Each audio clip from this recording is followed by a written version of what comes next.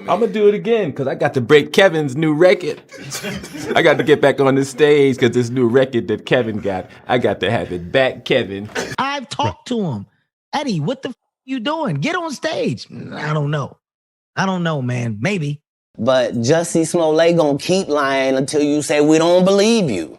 I don't know what records nobody broke, Kevin. You can't deny that Kevin Hart's one of the biggest comedians out there right now, but lately, his name's been all over the place, and not in a good way. Seems like everyone's taking shots at him, especially his fellow black comedians. And you know how brutal comedy can get, right? These guys can lift you up one minute and tear you down the next with just their words. So it's no wonder Kevin might be feeling a bit jittery. But why would a successful dude like Kevin be sweating bullets over some other comedians? Well, here's where Eddie Murphy steps into the picture. The man, the myth, the legend himself is apparently getting ready to shed more light about this. Rumor has it there's some real dirt hiding in Kevin's closet, and we caught a glimpse of it when Katt Williams decided to air some of it out earlier this year. Kevin tried to clap back, but you could see he was shaken. Now, with Eddie and the crew supposedly gearing up to drop even more bombs, it looks like Kevin might be in for a rough ride. Seems like he's not out of the woods just yet. So, let's dive in. Now, we know Eddie Murphy is like that chill uncle at the family reunion. He's always laid back, never causing any drama. So, if he's stepping into the ring to call out Kevin Hart, you know it's serious business. These guys have a mutual respect.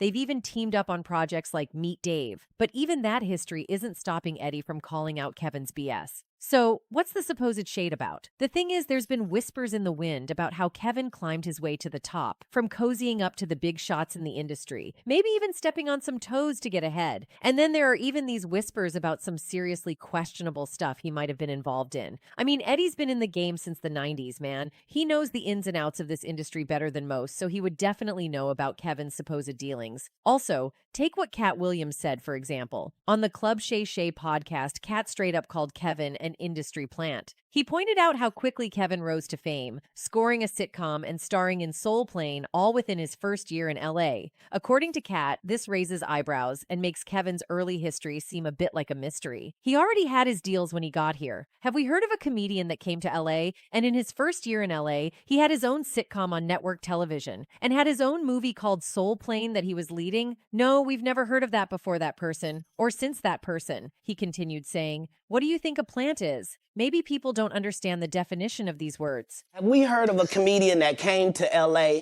and in his first year in LA, he had his own sitcom on network television and had his own movie called Soul Plane that he was leading? What do you think a plant? For those of you who don't know about the ongoing showdown between Katt Williams and Kevin Hart, you might recall that the beef traces back to the 2008 film Fool's Gold. Williams was initially set to take the lead, but his legal issues at the time forced him to pass on the gig, which involved filming Down Under in Australia. Enter Kevin Hart, who swooped in and snagged the role instead. According to the grapevine, that's where the sparks of tension between Williams and Hart first ignited. Katt didn't hold back when it came to spilling the beans. He straight up voiced his worries about letting folks who might not be straight up truthful spin their own tales without any checks. He talked about how messed up it is that the liars out there got all the goods and resources, leaving the rest of us playing catch up. And he isn't buying into the idea that having all those resources means you're automatically speaking the truth. According to Katt, it's a real concern letting these shady characters run wild with their own narratives, especially when they're sitting on a mountain of resources. But Katt isn't blind to the fact that speaking out might land him in hot water. He knows folks might see him as just another bitter, jealous comedian behind his back. When asked if he feared any backlash, Williams responded, "Satan can't create anything. That includes blessings for his people. That's why, you know what the number one job of somebody that sold their soul in Hollywood is to act like it didn't happen." The whole Kevin Hart is an industry plant theory goes back to a Hollywood rumor that's been circulating for quite a while. There's this talk that entertainers are kind of blackmailed into wearing a dress on screen, almost like a rite of passage before they can level up in the fame game. And it's not just Katt Williams who's been talking about this. Even Dave Chappelle has touched on it. In 2006, during an appearance on Oprah, Dave spilled the tea about why he turned down a whopping $50 million deal from Comedy Central. He wasn't in it just for the money because, as he explained, big bucks often come with some serious strings attached. Dave, being in the showbiz game since he was 14, had seen and heard stories about what happens behind the scenes. He pointed out examples like Mariah Carey landing a $100 million deal only to end up mysteriously labeled as crazy a few months later, or Martin Lawrence making it big and then suddenly waving a gun on the streets, screaming about someone trying to kill him. It's those stories that had Dave cautious. When OPR asked him about hearing these stories, Dave laid it out. He'd seen it happen before, and it always went down when a person's career was on the brink of reaching the next level. According to Dave, he was pressured to create sketches that made people laugh at him, not with him. It felt like they were asking him to put himself on blast for a paycheck. And wait, there's more to this saga. Dave Chappelle even recalled being asked to wear a dress for a movie he did with Martin Lawrence. He walks into the trailer and sees a dress, thinking it's the wrong one. Turns out, it's for a scene where Martin's character sneaks out of jail by dressing Chappelle as a Chappelle's like, nah, I'm not doing that. It wasn't in the discussion. They try to pressure him, saying it's a hilarious bit, but he stands his ground, saying he doesn't need a dress to be funny. The whole thing gets intense with writers, directors, and producers pushing, but Chappelle sticks to his guns. In the end, they come up with a new scene without the dress. And he's left wondering, how did you write that so fast? Dave just didn't vibe with it, not because wearing a dress is an issue on its own, but because he felt the industry was trying to corner black artists into doing whatever it took for success. They kept hounding him until they figured out he wouldn't budge. Dave revealed this whole experience was an eye-opener. It took being told to wear a dress for him to connect the dots and realize this wasn't just his struggle. Lots of other black men had been asked to do the same. Martin Lawrence rocked it in Big Mama's House. Eddie Murphy pulled it off in the Nutty Professor series. And Jamie Foxx left a mark with his unforgettable Ugly Wanda on In Living Color. Then you've got the Wayans brothers trying their hand at it with White Chicks. Oh, and we can't forget the less successful Juwanna Man. In the mix of all this, Tyler Perry takes the cake with his Madea franchise. During this time, an upcoming Kevin would join the conversation, dropping wisdom talks left and right. Kevin was all about artists protecting their brand, setting boundaries, and not crossing certain lines. At that point, he was vibing with his personal beliefs. No dress drama in sight. When the topic of wearing a dress for a role came up, Kevin was straight up like, nah, haven't faced that dress dilemma. Gotta know your boundaries and protect your brand. He was all about steering clear of anything that could compromise his image. Kevin even mentioned turning down a request to dribble a basketball on a talk show because it would make him look foolish. It's all about protecting the brand. Definitely haven't ran into to put on the dress. I mean, you have to have boundaries. You have to have limits that you refuse to cross. But here's where it gets interesting. Just a year later, boom, Kevin's on an SNL skit rocking a dress. Is 9-year-old Oscar nominee Pavenshanay Wallace. Fans were not having it. Accusations of selling out and being fake started flying around. It was like, hold up, wasn't you just preaching about boundaries and protecting your brand, Kevin? The plot twist got fans feeling some type of way, and they called him out for doing the exact thing he said artists shouldn't do. But then, Kevin Hart pulled a complete 180 on us, flipping the script from his earlier stance on wearing dresses. He initially said, no way, I'm not putting on a dress. Fast forward to when the opportunity knocked and he found the whole idea funny. Suddenly he was like, why not? I'm doing it. But here's where it gets tricky. Kevin, in defense mode, starts saying nobody forced Martin Lawrence into Big Mama's House, or Tyler Perry into Madea, or Jamie Foxx into Wanda's dress. It was a choice, according to Kevin. I was actually one of those comedians that said, no, I wouldn't wear a dress. There's no way I would wear a dress. And then when proposed with the opportunity of what I felt was funny, I said, oh, that's funny, I'm going to do it. It's all about choice. You know, nobody makes you do anything. Right. Nobody says, this is what you got to do. This is the only way that you're going to do it. He's hitting us with the it's all about choice narrative. But then there's this counter argument floating around. People are saying it's not just a matter of choice. Kevin himself wasn't okay with the idea before the money talks began. When the cash starts rolling in, suddenly integrity takes a back seat. It's like money becomes this magical thing that makes people do stuff they swore they'd never do. And truth be told, when that paycheck comes into the picture, folks tend to reveal their true colors. Remember when Steve Harvey dropped that bomb about integrity? He straight up said, give me $10 million and I'll embarrass myself all the way to the bank. He was willing to throw his integrity out the window for a hefty paycheck. It's a harsh reality, but he put it out there. 10 million. For 4 million, black people will be so embarrassed by my performance, you'll be sitting up there just going, look at this big lip.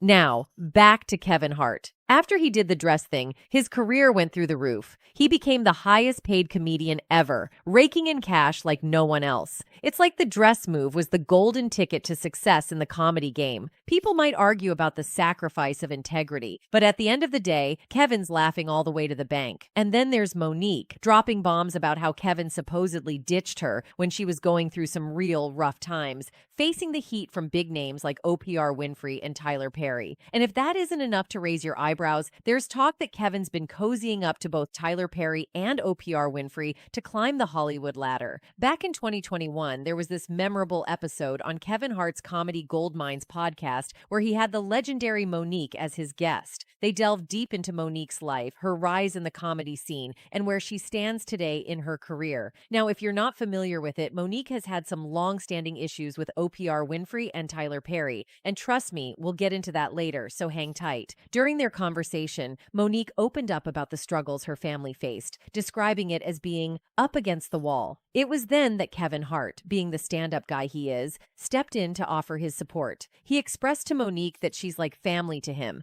a mother, an aunt, a sister rolled into one. And Hart didn't just stop at comforting words, he took action. Now, Hart admitted he didn't really know OPR Winfrey personally, but he promised Monique that he'd reach out to Tyler Perry. And he did just that. After a heartfelt conversation with Perry, Hart came back to Monique with some promising news. Perry was ready to bury the hatchet and move past the drama. Hart, being the voice of reason, urged Monique to do the same. He told her, "Let's leave all that negativity in the rearview mirror, Mo. We've got bigger things to accomplish together." But Hart's generosity didn't stop there. In a conversation with Shannon Sharp, Monique revealed that Hart not only offered emotional support, but also extended a professional hand. He proposed to partner with her and even offered to executive produce any project she wanted to bring to life. Monique recounted Hart's words, saying, "Mo, I talked to Tyler. He said he didn't want to revisit it, but I'll tell you what. Let's move past that, Mo. Let's just do great things together. Don't even worry about it. Whatever you want to do, I will partner with you. I'll executive produce with you. You just let me know." I want you to hear me, Kevin Hart. Let's move past that, Mo. Let's do some great things together. Don't even worry about it. Whatever y'all want to do, I will partner with you. I'll executive produce with you. You just let me know what you want to do. She also spilled the beans about how Kevin came through big time, lending her a hefty sum of cash. And get this, she even returned it with interest. But here's where it gets juicy. After Hart promised to help her get her talk show back on track, naturally Monique was stoked, and who wouldn't be? Having Kevin Hart as a producer could skyrocket any project, so she excitedly tells her producers and Endemol, her media production company, and they're all on board, thrilled at the prospect of working with such a big star. But, plot twist, 2 weeks later, Monique gets hit with some devastating news. Endemol drops the bombshell that Kevin Hart's manager, Dave Becky, gave them a ring to say that Kevin had cold feet. Monique picks up the phone, hoping for an explanation from Hart himself. And what does she get? A vague reassurance. "We'll talk Tuesday, don't worry about it," he says. That's a miscommunication, and we're going to talk Tuesday. Don't worry about it. I'm telling you right now, it's a miscommunication. That was 2 years ago. If you talk to him, I talk to him. I've never talked back to Kevin Hart again. Fast forward 2 years and crickets. Monique hasn't heard a peep from Kevin since. But hold up, here come the armchair detectives. Some fans are crying foul, suggesting that maybe Kevin never intended to help Monique in the first place. They're pointing to his sketchy track record, like that time he claimed he didn't really know OPR Winfrey. I mean, come on, who could forget the whole OPR sending him flowers ordeal after his accident in 2019? In a chat with Ellen, they got into it, with Ellen explaining how she reached out to Kevin after hearing about his accident and back surgery. Kevin shared that he received plenty of flowers from well-wishers, but it was OPR floral gift that stood out. According to Kevin, OPR flowers are like a never-ending story. They're still thriving, turning his place into a botanical paradise. It's become a joke in his house, with everyone wondering when OPR flowers will finally call it quits. Kevin even joked about someone secretly watering them because, despite neglect, they just won't die. The flowers are so significant that they've taken over the dining table, leaving the Harts eating on the floor rather than disturb OPR cherished plant. And now, he's claiming he doesn't really know her? Seems fishy, right? And then there's the wild rumor mill spinning tales about Kevin selling his soul to the likes of OPR and Tyler Perry. Supposedly, if he had lifted a finger to help Monique revive her career, it would have put his own career in jeopardy. Now, let's circle back to her previous beef with OPR Winfrey and Tyler Perry. This drama started way back in 2009 when Monique starred in Precious, a movie produced by OPR and Tyler Perry and directed by Lee Daniels. The real beef kicked off when OPR and Tyler decided Monique should hit the press circuit for the film without any paycheck. Monique wasn't having it and straight up said, "Nah, not in my contract." According to Monique, she only got a measly $50K for the whole movie, which was barely enough. Now they wanted her to jet around the world promoting the film for free, not on Monique's watch. But OPR and Tyler didn't take her refusal well at all. Instead, they started trashing her reputation in the industry, spinning a narrative about her being difficult to work with. Monique spilled the tea, saying Tyler Perry told her, "You may want to consider promoting this film because if you get nominated for an Oscar, your next film is $3 to $5 million. And if you win it, your next film is $6 to $8 million." Monique was like, "Hold up, I'm a black woman. Where are they paying those salaries, brother?" She straight up told Tyler, "I can't work for free. I've done what I was supposed to do. I can't go overseas and do this for free." Their back and forth continued, with Tyler saying he doesn't believe in giving money away for free, and Monique firing back, "I don't believe in working for free. So we on the same page?" It's a classic case of clash in values, and Monique wasn't backing down. He says, "Well, I don't believe in giving money away for free." I said, "I don't believe in working for free, so we on the same page." She also claimed Tyler Perry allegedly went the extra mile to mess with her acting gigs. According to Monique, it all went down after she turned down a request to fly to France for the Cannes Film Festival, tied to promoting the movie Precious. So, check it? The movie studio initially asked her to jet off to France, but Monique, with her busy schedule as a talk show host, comedian, and family woman, respectfully declined. They tried to sweeten the deal by offering to upgrade her hotel room, but she and her husband stuck to their guns, saying, "Nah, we're going to spend this time with our family." She said, "OPR, I'm doing a talk show, I'm doing a comedy tour. I have a husband and I have babies. I have a little bit of downtime and I am going to take advantage of it. So I'm not going anywhere because I'm not obligated to go anywhere. I've done my part." So we mutually agreed to disagree. That was it. Next thing I know, I am considered difficult and hard to work with. When the third call came and they asked, "What's it going to take to get Monique to France?" Her husband straight up asked, "Is there a number associated with it?" That's when they dropped the bomb that they would never pay for anyone to do promotions for a movie. Monique revealed she was paid a mere $50,000 for Precious, and it wasn't about the money. She signed up to do it with her friend. The interviewer dug in, suggesting she needed the money to feed her family and pay bills. And Monique responded, "I think that's what America says. We all say, 'I can't do it for free.'" She explained that when the movie studio refused to pay for her Cannes appearance, they didn't make a fuss. But then the reports started flying, painting Monique as demanding and difficult. The whole thing boiled down to a simple request that they understood couldn't be met. But suddenly, Monique found herself labeled, and that's where the drama kicked in. Good, because what people didn't know was I was paid $50,000 to do the movie Precious. And it really wasn't about the money, and I'm not complaining because I signed up to do it with my friend. Yeah. So when the movie studio says we can't set a precedence and pay you to do this, we didn't have an issue with them. Okay. But that's when the reports came that now Monique is being demanding and she's being difficult. Now, then things really hit the fan for Kevin when rumors started swirling that he had been unfaithful to his ex-wife, Torrey Hart, with his current wife, Aniko Hart. Torrey and Kevin Hart called it quits back in 2011 after 8 years of marriage. Torrey was the one who dropped the divorce bomb, catching Kevin red-handed in the act of cheating with multiple women. And it wasn't just a one-time slip. Rumor has it that Aniko, Kevin's current wife, might have been one of those mistresses when he was still hitched to Torrey. In an emotional recount, Torrey spilled the beans about her dreams of being a power couple with Kevin, shattered by the harsh reality of divorce. She admitted feeling angry, not just because she doesn't believe in divorce, but also because she had to see Kevin everywhere, from billboards to Hollywood events. I thought she really stood up for Black people, especially strong Black women, grow in their own way to become their own legends. I lost total respect for Oprah and Tyler Perry. Now here's the real kicker. Torrey wasn't just his wife. She was also putting in work behind the scenes, writing jokes for Kevin's movies and stand-up shows. The messed up part, Kevin never gave her credit for her comedic genius. And to add insult to injury, he allegedly spent the money he made from those jokes on his mistresses. Even after Kevin cheated on Torrey, he had the audacity to crack jokes about it during his stand-up shows. Imagine being the person who stood by him when he had nothing, contributed to his success, and then getting clowned on stage. Will ruin your life. Lying will ruin your goddamn life. Lying ruined my marriage. True shit, sweetie. Lying ruined my goddamn marriage.